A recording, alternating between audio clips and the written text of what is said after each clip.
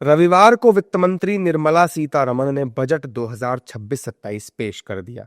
इस बजट में हर वर्ग का विशेष ख्याल रखा गया है, जबकि इनकम टैक्स की बुनियादी संरचना पहले जैसी ही रहेगी।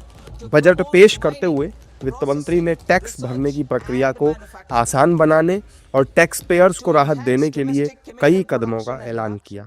बजट को लेकर टैक्स एक्सपर्ट और सीए क्या कुछ कह रहे हैं, वो आपको सुनवाते हैं। नहीं, हर समय जब भी बजट होता है नेचुरली टैक्स की बात आती है और सभी निवेशकों को और एक्सपर्ट्स को लगता है कि हर तरह का टैक्स माफ़ कर देना चाहिए। एसटीटी, एलटीसीजी, एसटीसीजी और जीएसटी और कई तरह के और भी टैक्स माफ़ कर देने चाहिए, जो सरकार के लिए वो एक तरह से पॉसिबल नहीं होता है, क्योंकि उनको जो टैक्स के जब कलेक्ट होता है तभी सरकारें चलती है और सामाजिक कार्य होते हैं। तो मुझे लग रहा है कि ओवरऑल हर सरकार के पास एक फ्लेक्सिबिलिटी रहती है। धीरे धीरे करके जीएसटी और डायरेक्ट टैक्स कोड के अनुसार फ्लेक्सिबिलिटी बहुत कम हो गई है सरकार के पास, जिसमें वो ज़्यादा गुंजाइश नहीं है कोई किसी भी तरह के टैक्स ब्रेक देने की। आदरणीय श्रीमती निर्मला सीतारमण जी ने 2026-27 का जो यह बजट पेश किया है, ये हम पहली बार मैं ऐसा कह सकता हूँ कि पारंपरिक तरीके से हटकर एक अर्थशास्त्री की नज़र से ये बजट पेश किया गया है। इसमें आम जनता को खुश करने के बजाय देश को खुश किया है, देशवासियों को खुश किया है, देश की अर्थव्यवस्था को खुश किया है।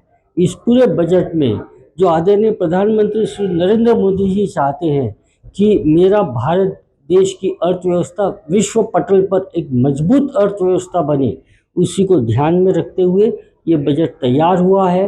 I think overall the budget has been good, and no budget proposal can cover everything that is needed. So there will always be things that will be missing if you want to analyze a budget in that manner. However good the budget may be, there will be things that will be missed. There will be things that you say could have been done better, etc. But what's important is, does it sort of take steps forward and does not hold us back on things and does not reverse any progress that is made? None of that is happening here. So to that extent, this is a good budget. There is focus on multiple sectors, whether it's infrastructure, high-speed rail, MSMEs, credit for them, on the demand side, taxes particularly, and I'll get to taxes in more detail since my expertise is in that area. But I think overall not too disruptive, nothing that damages anything that we have done so far, and again takes things forward in the right direction. Tax को लेकर वित्त मंत्री ने income tax return में संशोधन करने की आखिरी तारीख को 31 दिसंबर से बढ़ाकर 31 मार्च करने का प्रस्ताव रखा है। इसके लिए केवल मामूली शुल्क देना होगा। टैक्स पेयर्स को राहत देने के लिए यह भी कहा गया है कि मोटर दुर्घटना दावा न्यायाधिकरण से मिलने वाला ब्याज अब इनकम टैक्स से फ्री होगा। साथ ही इस पर टीडीएस भी नहीं काटा जाएगा।